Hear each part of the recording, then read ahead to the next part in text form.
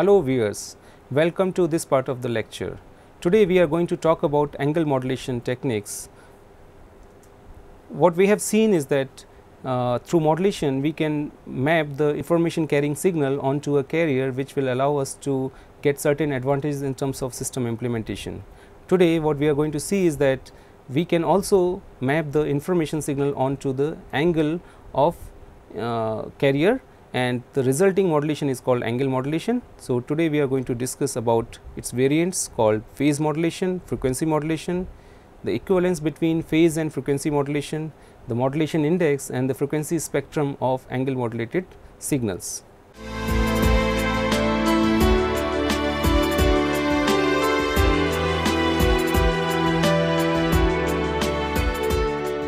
So, in angle modulation system, what we do is that we take a sinusoidal carrier which is described by its amplitude and angle. Angle is a quantity which includes the frequency and phase of the carrier, and now instead of mapping the information onto the amplitude of the carrier, we map information onto the angle of the carrier. The equation for angle modulation is given here, where we have seen that the ST, which is the angle modulated waveform, is equal to AC cos omega c t plus theta t. Theta t is varied by linearly varying the frequency or the phase of the sinusoidal carrier with the modulating signal mt.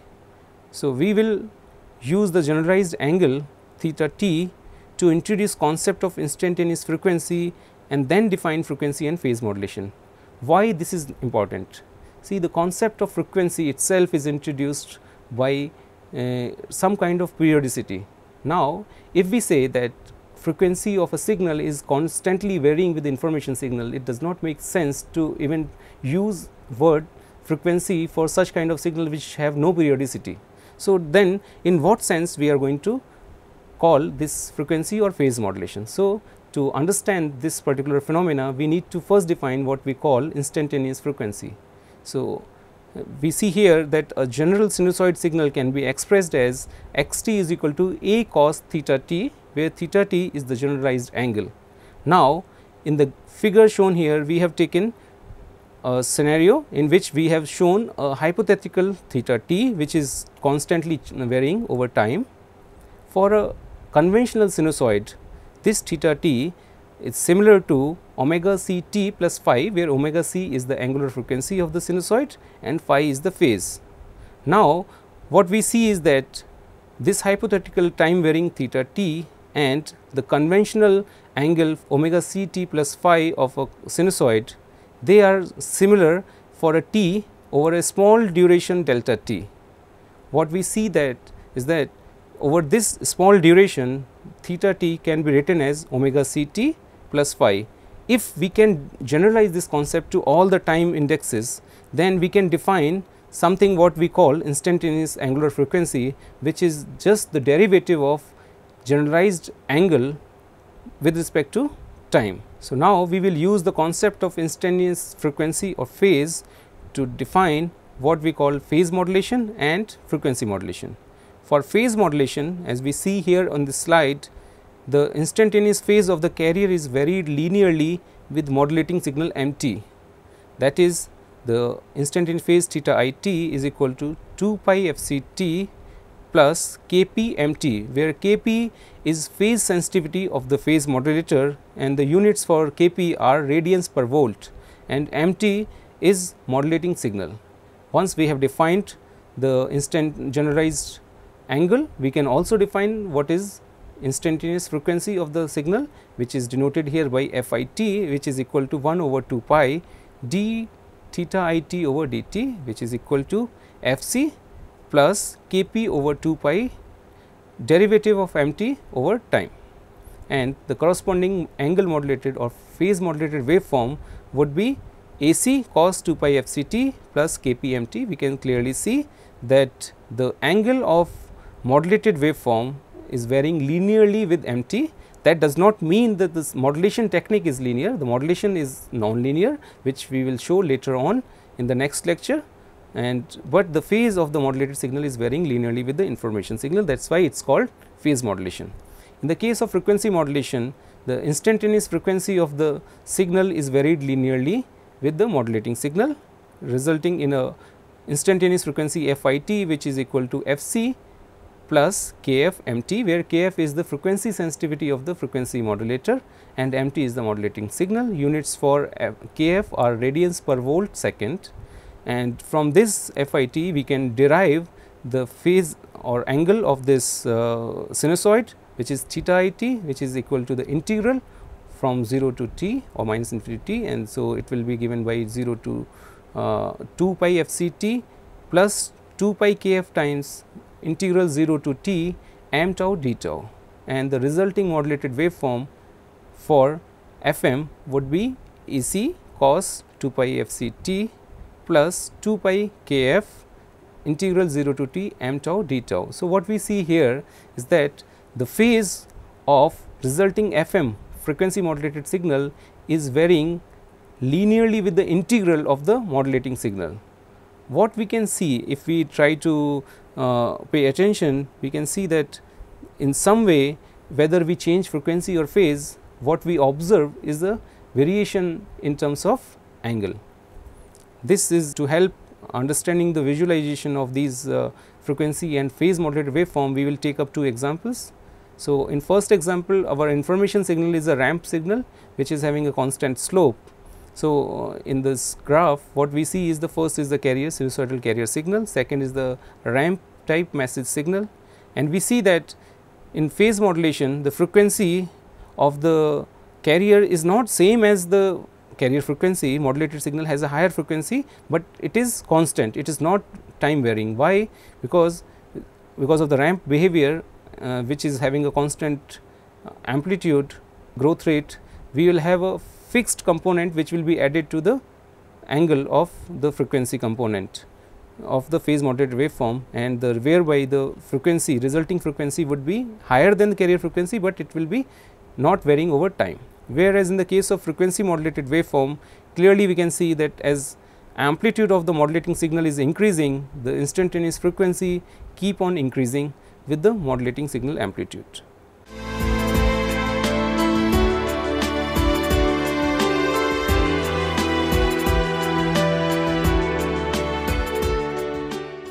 Now, we take another example. In this, we have changed our message signal from a ramp signal to a sinusoidal signal, and now we can see that both phase modulation and frequency modulation waveforms show time varying frequency, and difference in the variation is coming from the nature in which modulating signal is affecting the instantaneous frequency in phase modulated and frequency modulated signals. In this case, when signal is decreasing, we see that the phase modulated waveform has lower frequency component, and when the slope is positive, when modulated signal is increasing, we see that the observed instantaneous frequency for phase modulated waveform is much higher. Whereas, in the case of frequency modulated signal, it is not the change in the modulating signal which is going to affect it, it is the absolute value of the amplitude of your modulating signal which is going to affect the instantaneous frequency. So, we see that whenever instantaneous frequencies are high, that is corresponding to the values where amplitude of modulating signal is high. Wherever the amplitude of modulating signal is low, the resulting or corresponding frequency in FM signal is also low. So, what we can see is that though these both modulations have a variation of angle with respect to the modulating signal, but the observations of instantaneous frequency can clearly differentiate between how the frequency will vary with the modulating signal. Now, we can try to understand is there any similarity. So, now we will reproduce the waveforms or the instantaneous angle equations for phase modulation and frequency modulation. So, for phase modulation, instantaneous generalized angle for each instant is given by 2 pi fct plus kp mt, whereas for frequency modulation this angle is given by 2 pi fct plus 2 pi kf times the integral of mt dt over 0 to t.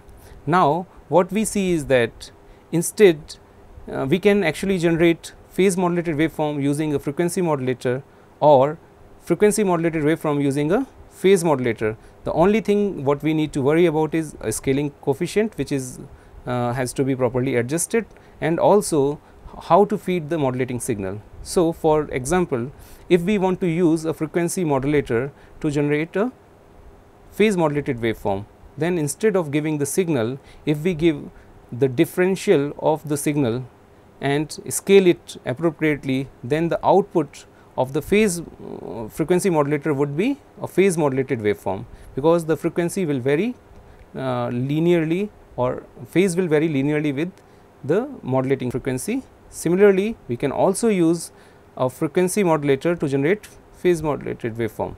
So, which is simply described in the next slide in form of schematics. So, the first schematic shows how we can use a phase modulator to generate a frequency modulated signal, and the lower schematic shows how we can use a frequency modulator to generate a phase modulator. So, for using phase modulator for frequency modulation, we need to give integral of the signal as the input to the phase modulator, and in order to generate phase modulated waveform from frequency modulator, we need to give a differential or derivative of information signal as the input to the frequency modulator. Now, since we have already seen equivalence between FM and PM, we from now on we will only consider one of the modulation techniques for all other important properties, for at least for derivation or explanation of the results. Final results will be reproduced for both kind of modulation techniques. So, the first and very important property which we will see later on is very useful in terms of providing much better performance as compared to amplitude modulation, is the constancy of the transmitted power in case of angle modulated signal. Regardless of what is the value of phase sensitivity or frequency sensitivity, the expected power of modulated signals for angle modulation stays constant and is equal to AC square by 2. In this slide, we have a derivation which shows that the transmitted power is going to be constant. So, rederive this result using this equation.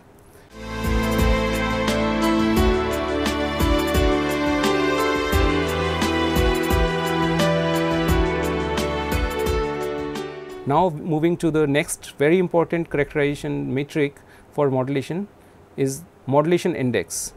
So, modulation index, as we have seen earlier, is a way to describe or characterize the modulation depth. So, in case of amplitude modulation, it related with the variation in the amplitude of the carrier. Similarly, in the case of angle modulation, specifically phase or frequency modulation, it would mean or it will be a tool which will be used to characterize what is the phase deviation or the frequency deviation in the carrier waveform.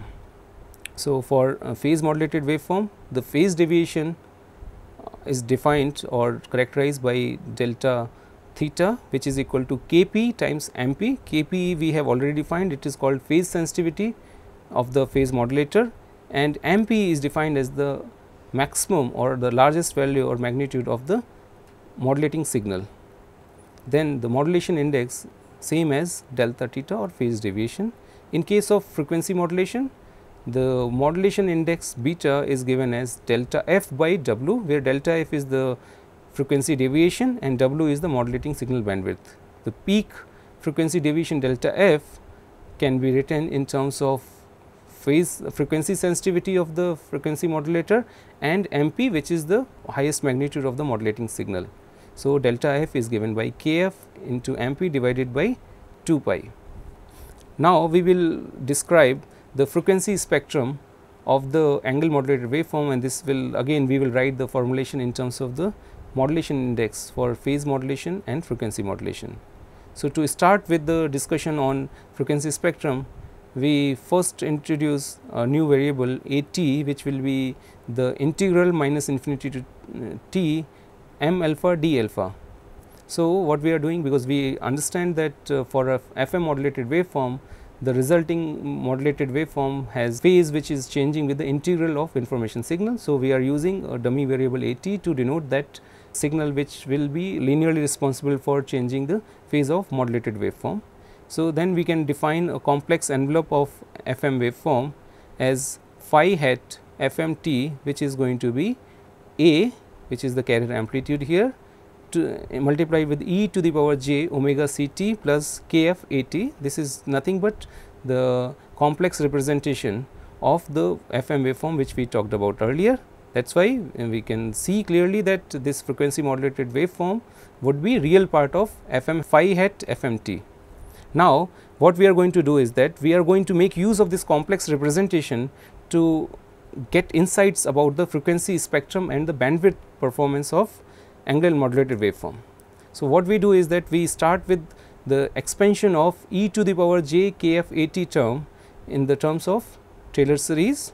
So, what we can write is that phi hat t fmt would be a function which will involve a, and then it will have a infinite series Taylor series which will involve terms like 1 plus j kf at minus kf square over factorial to a squared t and so on, and it is multiplied with e to the power j omega c t. Now, what we are trying to actually understand is that we want to see how many frequency components will be there in the FM modulated waveform. So, for that we will write FM waveform modulated waveform in terms of this complex envelope and take the real part out. So, the resulting waveform would be of the form a times cos omega c t minus kf at sin omega c t minus kf square over 2 factorial into a square t cos omega c t.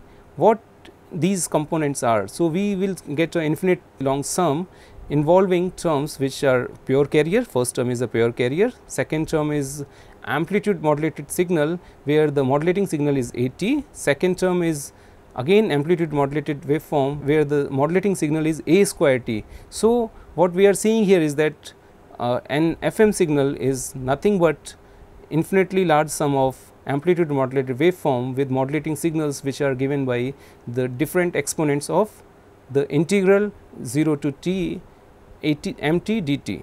Now, in order to understand what is the frequency occupancy of this waveform, we will try to look at all the terms one by one. So, we can clearly see that if from the definition of AT that if MT is band limited to W hertz, AT will also be band limited to W hertz. Now, the spectrum of A to the power NT then is going to be band limited to N times W hertz bandwidth. Now, we have a signal frequency modulated signal which is sum of these kind of signals which are occupying bandwidth W, 2W, 3W, NW. So, we can clearly see that the resulting spectrum is going to have no band limited nature, it is going to theoretically occupy infinite bandwidth. So, we can also clearly see that there is no direct relationship between the bandwidth occupancy of FM modulated signal with the modulating signal.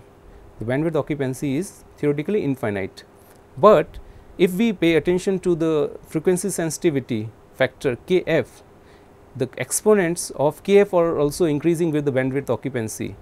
Now, at some point the value of Kf to the power n would be so small that the resulting spectrum components will be of negligible amplitude. That is why in practice we are not going to have FM signals with infinite bandwidth. The most of the signal power is confined to a finite bandwidth, and the spread of the modulated signal depends on the value of Kf, what is we call as frequency sensitivity of frequency modulator, and mod of At, which is nothing but related to the maximum magnitude of the modulating signal.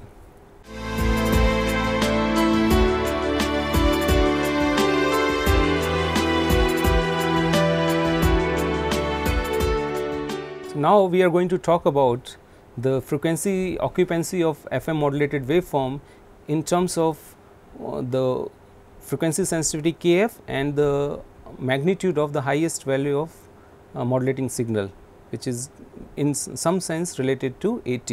So, if Kf into At mod is much smaller than 1, then we can say for sure that all the terms in the FM modulated waveform except for the first term which is corresponding to carrier and the second term which is corresponding to amplitude modulation of At, except for these two terms, all other terms will have very small magnitude and can be neglected.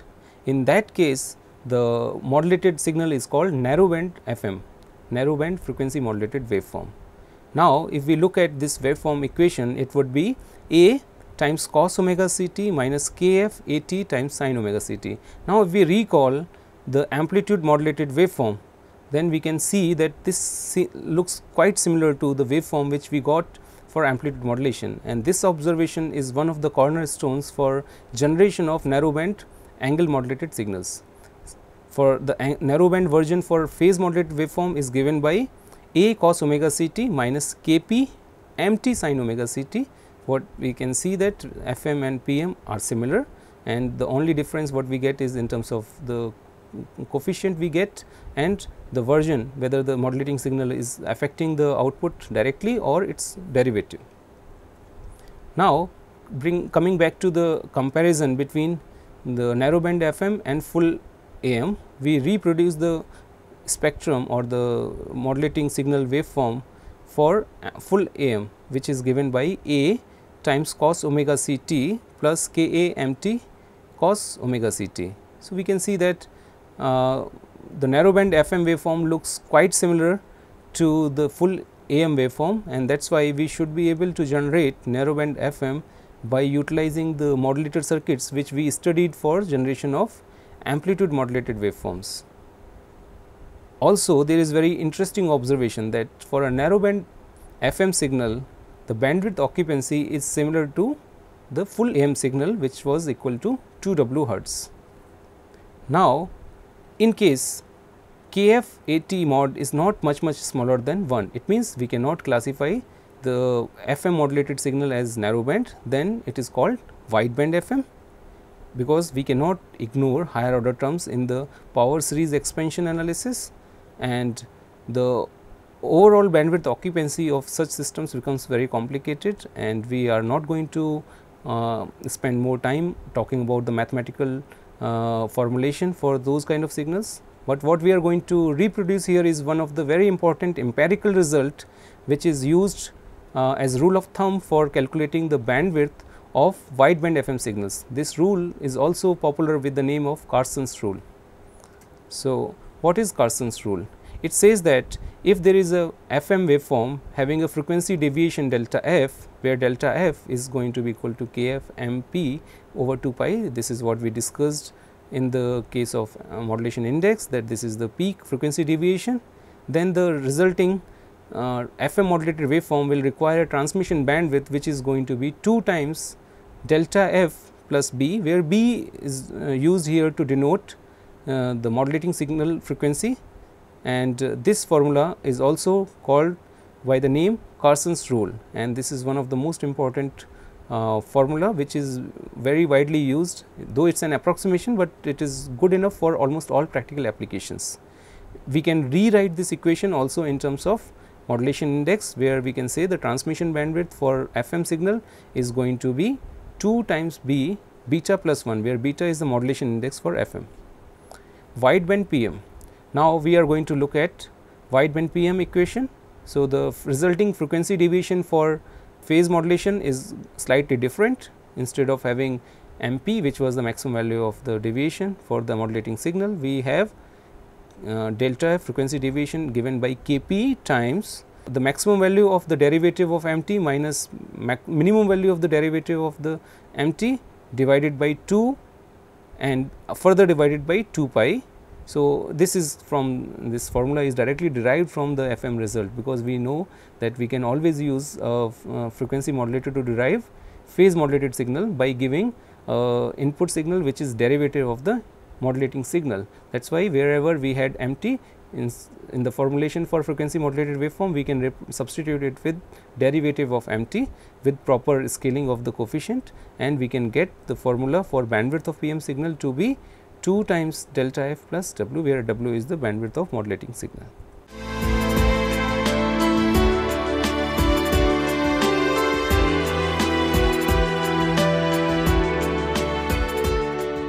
So, to summarize, today we have discussed about angle modulated waveforms and talked about the phase and frequency modulated versions of angle modulated waveform, where we in the phase modulation we vary the phase of modulated signal linearly with the modulating signal, and in the case of frequency modulation we vary the frequency of modulated signal linearly with the modulating signal. We also talked about equivalence between FM and PM, and also talked about how we can use one type of modulator to generate other type of signal.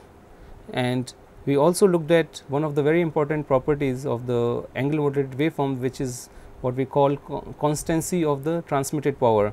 This is going to be crucial when we want to compare the performance of amplitude modulated signal as compared to the angle modulated signals, because most of the type of or variety of distortions or noises which we encounter in communication systems affect amplitude more than the frequency or phase. That is why we will see later on that the performance of amplitude modulated waveforms are inferior to angle modulated waveform. We also looked at the modulation index of the angle modulated waveform, and with the help of that we could describe the bandwidth occupancy of amplitude phase and frequency modulated signals, and also classified frequency and phase modulated signals in terms of narrowband FM or wideband FM. Hope you enjoyed this lecture. Thank you.